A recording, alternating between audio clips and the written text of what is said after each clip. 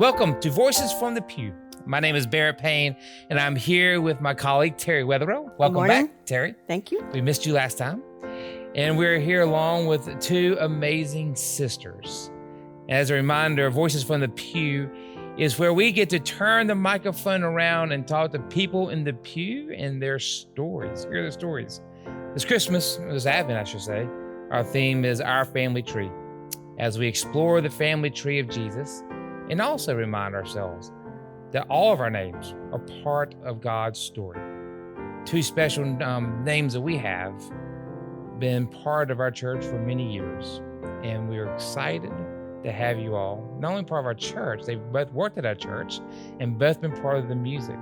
So welcome, sisters, Jan Pesavento and Barbara Manaker.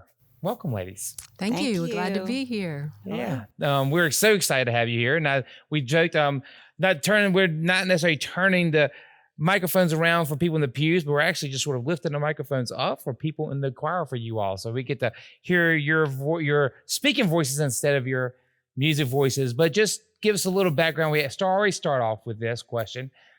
How did you two end up here at James Island Presbyterian Church? Well, I followed her, so she'll have to start. And so you say I. Who is I?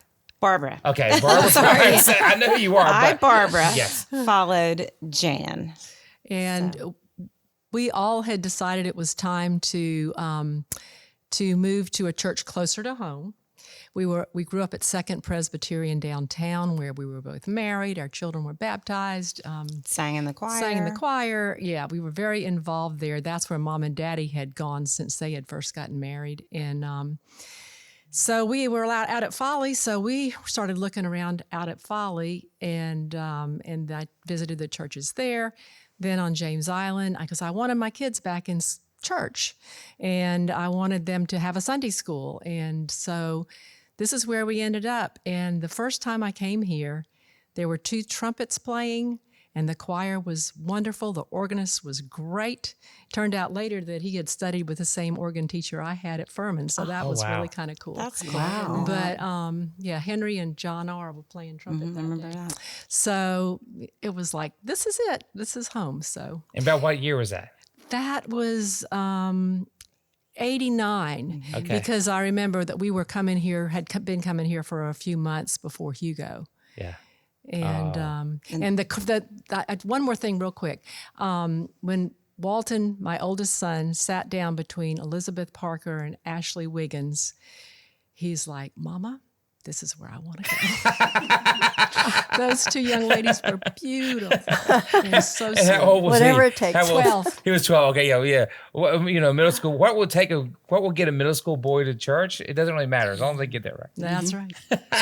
So I followed her. We heard about the music, and we decided to come and visit. And I had decided I did not want to join the choir right away. I wanted to sit out in the congregation for a while and get to know people. But as I learned fast at this church, the best way to get to know people is being in the choir, because most of the choir members are so involved. Mm-hmm. So we joined the choir pretty quickly, and the rest is history. Did you have children there? No. Okay. I was just my husband and I at the time. So Ashley and Taylor are both born into this Alyssa. Sorry. Both born into this congregation. Yes. They've been nowhere else.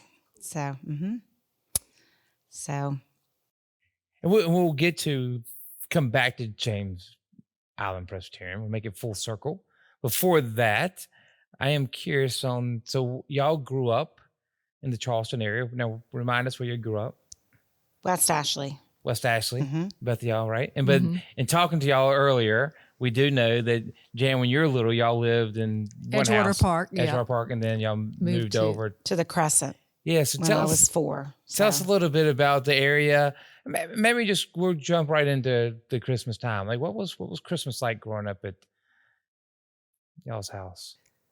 Well, Barbara, you mentioned that Mama and Dad always had a big party on Christmas night. Christmas night. Okay. Christmas Yes. night, and all of our cousins, all of their siblings, uncles. aunts, our great aunts and uncle, well, I don't think- Everybody. yeah, was It was a there. I mean, it lot. was Now, a were huge your crowd. parents from the area? Yeah, well, yes. Mama was. Okay. Mama had been born here. She was like third generation. Daddy had been here since college Okay. and had grown up here too in Riverland Terrace when he was little. So it was, it was a big party of, but it was all family, really. Right. It Just was family, family. but it was a big party. Lots of family. Yes. So that was our main memory, I think. Of And at the Christmas. end of the night, after everybody had food and drink, then we ended up around the piano singing and presenting musical gifts, I guess. and so- but the Who played funny the piano? Jan. You, Jan would play? Always. Oh, okay. and well, there came a time when you Well, we played too. duets. Yes, we would do duets. That's my favorite memory is playing duets. But do you remember the We Three Kings who would sing the king parts? No. You don't remember? Uh-uh. It was kind of a joke, a family joke, yeah. because we had cousins who really couldn't carry a tune. yeah. And so we would always assign them the king parts. But it was not cruel. They No, they laughed. all laugh, They right? were into it. And I've seen families it do that was- with 12 Days of Christmas too, and they yeah. So they just thought it was hysterical. But That's fun to remember. yeah, That was Robbie just- and Roy. Yeah. Oh, gosh. That probably was all the preparation y'all needed to want to be surrounded by a choir of 50 people in the church all the time. There's guess. chaos that comes with that. You think? Oh, goodness. Don't get me started on that. Well, what was Charleston like when you ever at Christmas time when y'all were growing up? Do you remember any festive? For me, Yeah. I went to Portugal, so Right. they have a tradition of lessons and carols, and that was a very big part of my world. I mean, choral music for me was always something that was important to me, and so our festival of lessons and carols every December for the school is downtown at a Episcopal Church. one of the Episcopal churches. It changed a couple of years later, and it was such a tradition that I brought it here. So it meant so much to me there that when I started working here, we started having a service of lessons and carols here just to continue that. So I would say for me, that is one of the biggest traditions that has not stopped at all. It started when I was in, I guess, middle school, we started singing, and then all the way through till today. And So- and our brother Lane sang in that same choral group. Right. And so from the time he was old enough to sing, We were there, attending. That was a very important tradition for our whole family. Even though I didn't go to Portugal, that was important for me and for Charlie. You know, we would go to all those. Two of y'all would go when you're old enough. When we you were hearing married, our you would go and my hear- siblings sing, so that was special. And that King's College lessons and carols. Wow, it's such an important tradition. And I shared this, I think, earlier, but one of my favorite memories was going in the car with Daddy when he would start his Christmas shopping on Christmas Eve. Oh, God, I And love it. that I would be love on it. the radio. The King's College England, you know, the 9 lessons and carols will be on the radio, and that just makes me feel warm all over remembering those days in his little Volkswagen. When I think about Daddy, and we'd always give him a hard time, Daddy, you haven't gone shopping yet? But we'd always anticipate, because he always gave the best gifts. He'd always buy us jewelry, and which is kind of cool. He Always something you didn't expect. never expected it.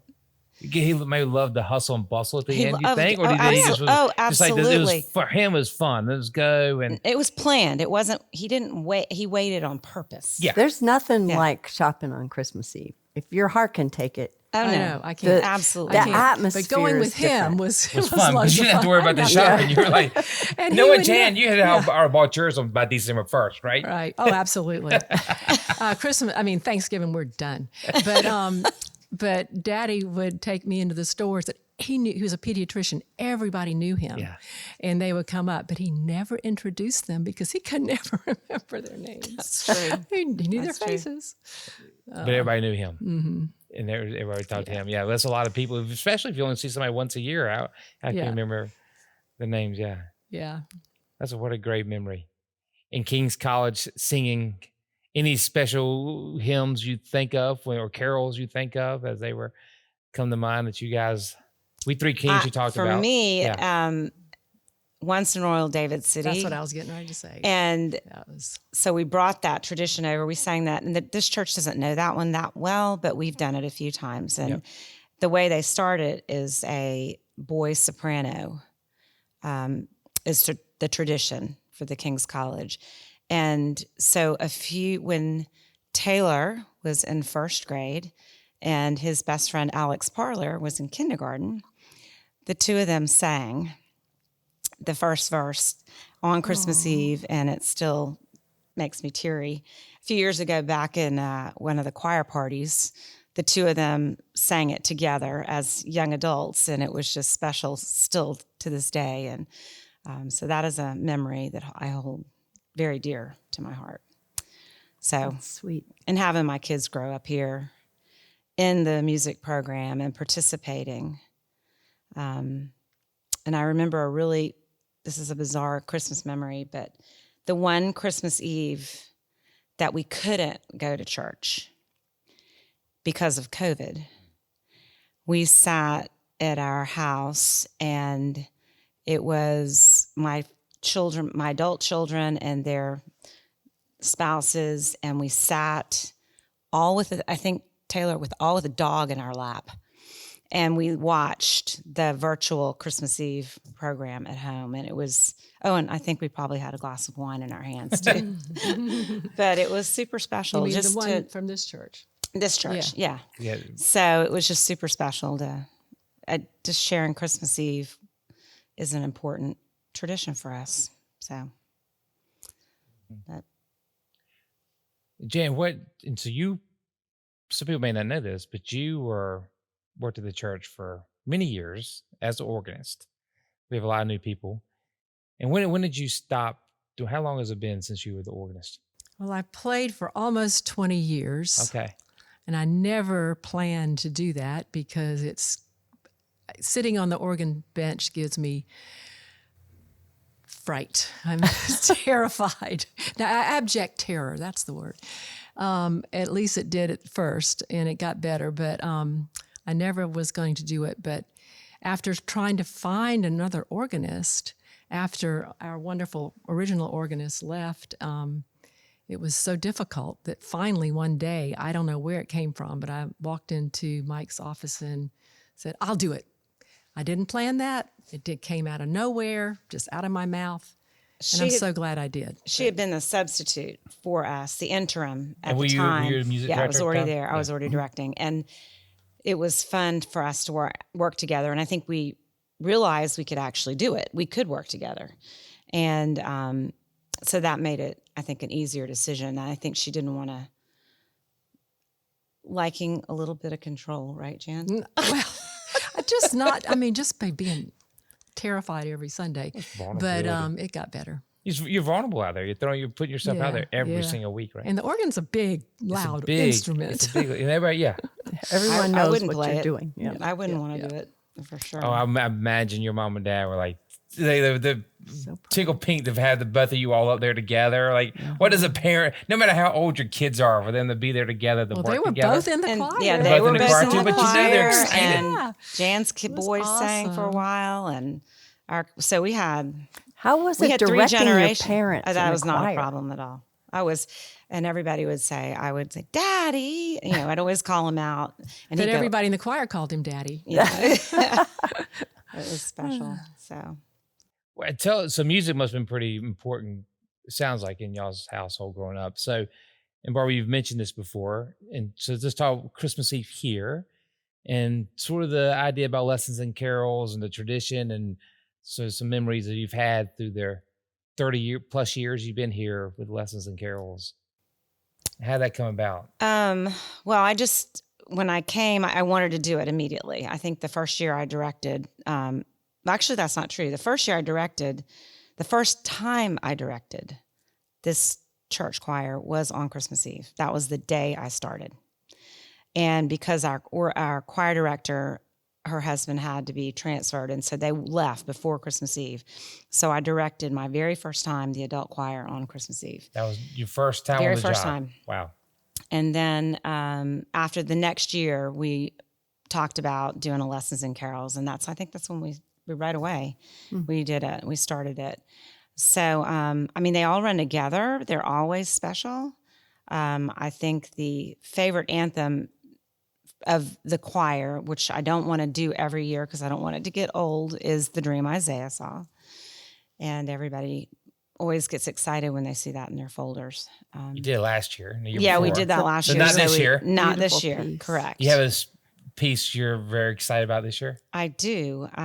See Amid the Winter Snow. I'm hoping we'll have strings and percussion and piano and hopefully a very well blended choir. We know it will be. We'll see. Always is. Did you have any special memories you've had through the years on Christmas Eve or special carols that speak to you? The Dream Isaiah Saw is pretty amazing. A lot of times I get to play on that one because it's piano and organ. So that makes it extra special. And just the ending with Silent Night. I know that sounds trite, but it never fails to give me goosebumps and make me realize that Christmas is really here. Mm-hmm. So I heard a couple of years, well, we talked to Marilyn and John. John talked about people holding the candles up.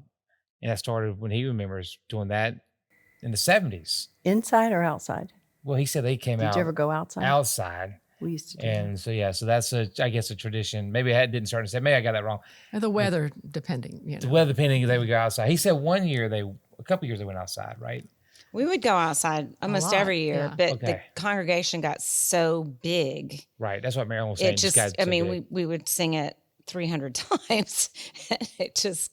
And then I think a couple of years it was inclement weather. So we stayed inside and it's worked out better because of the large congregation. So yeah, but we're always holding candles for sure. So That's right. You know what's interesting about staying inside with the candles? Most of the time you're in worship, it's morning. And you don't get to see the church Right. in candlelight. in candlelight. Mm-hmm. It's a really beautiful sight. Mm-hmm. What are you noticing right now about Christmas? Anything that's getting you, any new traditions that you see that you're liking here in the church? Anything At the church? or outside the church? At home? Well, even?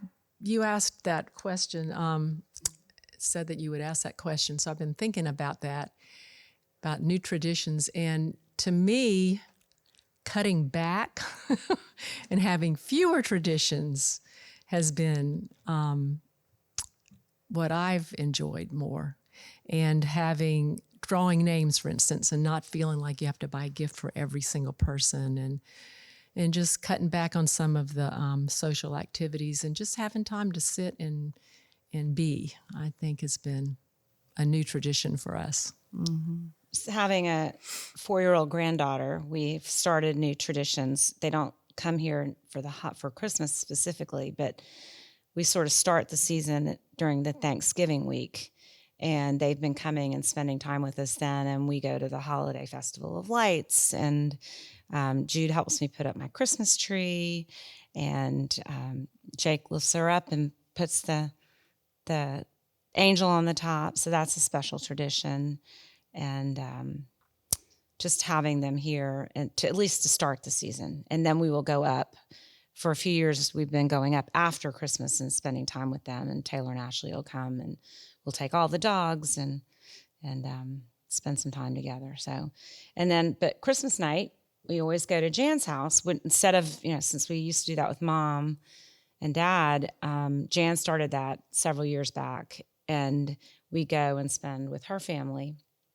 And we all... And as many of our siblings as are in town, lately Right. they haven't been able to come, but we try to continue the tradition that Mom and Daddy started. And we have one more tradition we can't forget to mention, and that's we do a sister brunch, usually on Christmas Eve, and that started years ago with our sister in Christ, Beth Parlor.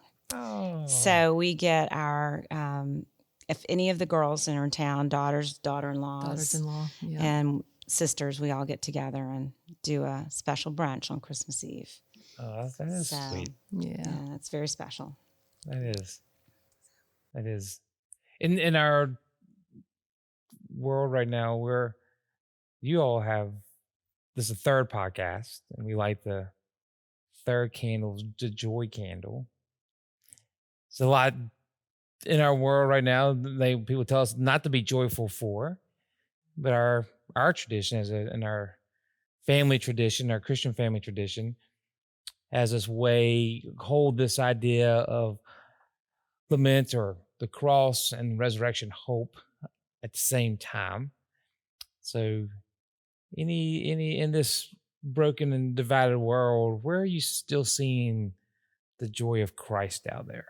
What gives you hope for the I've joy? thought about that a lot, because there's been so many strange things that have happened with people being sick or accidents or just different things that are happening in the world. And then yet there's still so much joy. There's so much positive. I see it so clearly here at this church. The staff is so much fun to work with, and it's just a happy, positive place. And I almost feel guilty because things are so good here. I was talking to somebody about it the other day, and they were like, but that's a good thing, because obviously it's a good thing, but having a positive place for people to be and feel loved and accepted in this broken world. I see so much joy here. Seeing the children, when you see the pageant on Sunday, the joy in the children's faces, just the joy of creating music with the choir and the children, and even in the chaos, it's a fun place to be. That I don't know how else to explain it, but My what I had written down about that was very similar, but the multi-generational agree 100%. contact that we have here, and the Share the Joy activity. I wasn't able to be there, but seeing those pictures of somebody like Donna working, helping tiny children. I mean, she's old enough to be their great grandmother, for heaven's sakes, and the line from one of our favorite hymns, For Everyone Born. Barbara and I look at each other every time we sing, and we get teary-eyed. The hands of a child And hands that are wrinkled. And the memory that I have that's so vivid is of a Wednesday Night Live with Neil Baugh holding Ada's hand when she was tiny.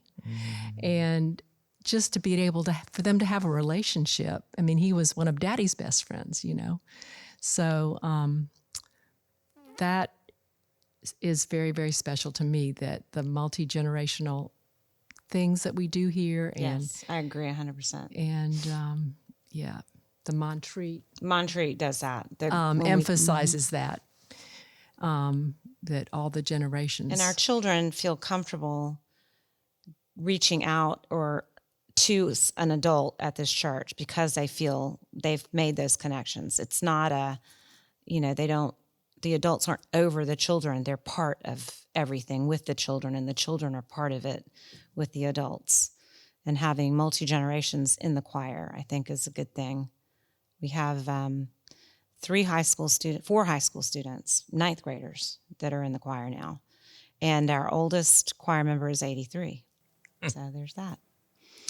So That's cool. what I love about this theme that we have this year.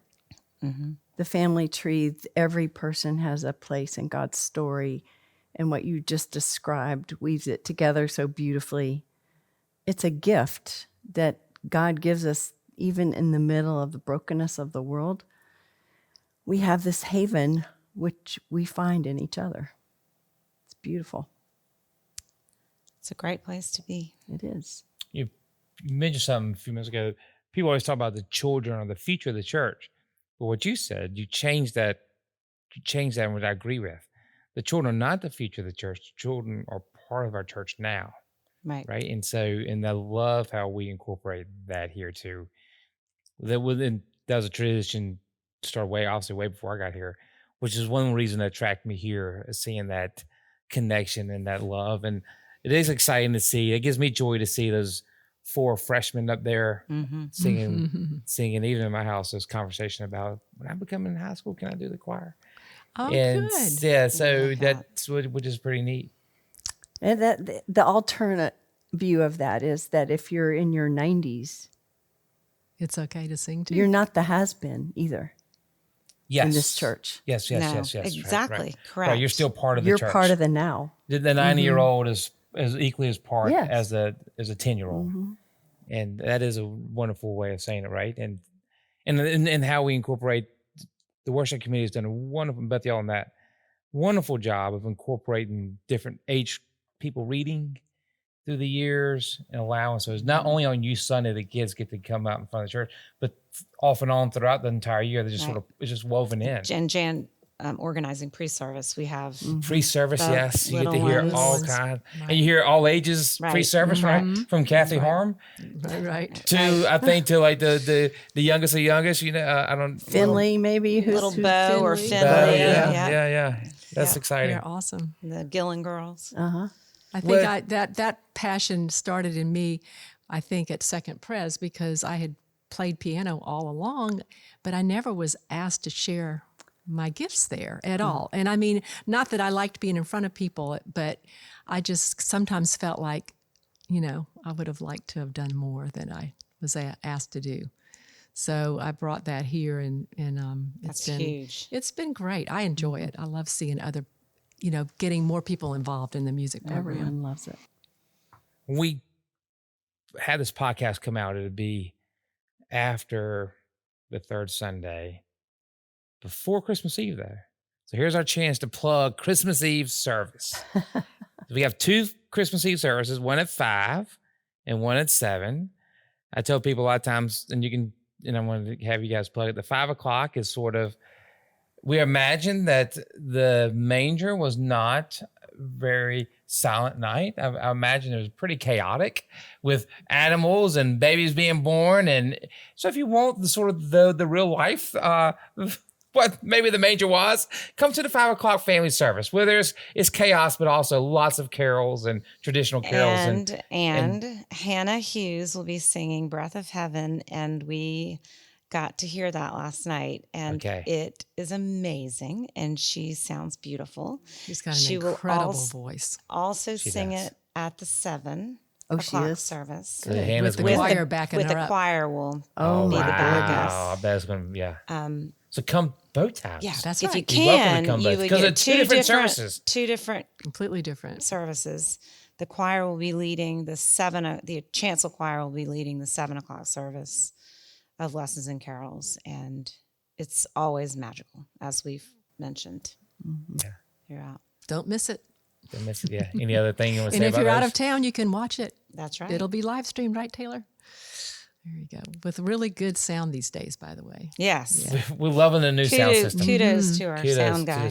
the sound guy. Made a Who's huge here. difference. It is. Well, yeah. Any other final thoughts on Christmas Eve service? Anything we talked about enough? It'll bless everybody, I hope. It Yeah. especially blesses those of us who are involved in it, I Right. will say. We're very blessed to be a part of it.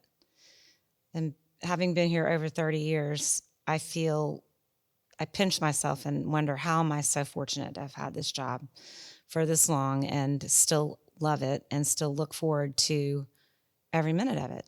The planning with you guys and with Hugh, and I mean, to do what I do without him would, without Jan, when Jan retired, having Hugh come in was such a blessing. He has been such a godsend. And all the talent, and Andrea and Pam and all the different people who put their stamp on things. We're just very fortunate to have this, and I'm thankful to be here. Absolutely. Thankful for both of you. We are thankful for both of you as well, you. too. And joyful, full of joy I am to I work am here. too. Love To work it. here. And this has been very joyful conversation. I look forward to also December 21st, Big Music Sunday is what That's Yeah. right. we call it. So BMS, that's BMS aired for that. termed So, by Jeanette Wilson. yeah. I wondered where that came from. Today was call it the Big Music Sunday. BMS. Well, it's a joy to have you all, and I was just so delighted that y'all said yes to this. So thank you, and Merry Christmas to both of you all. Merry Christmas. Merry Thank you Merry so much. Christmas.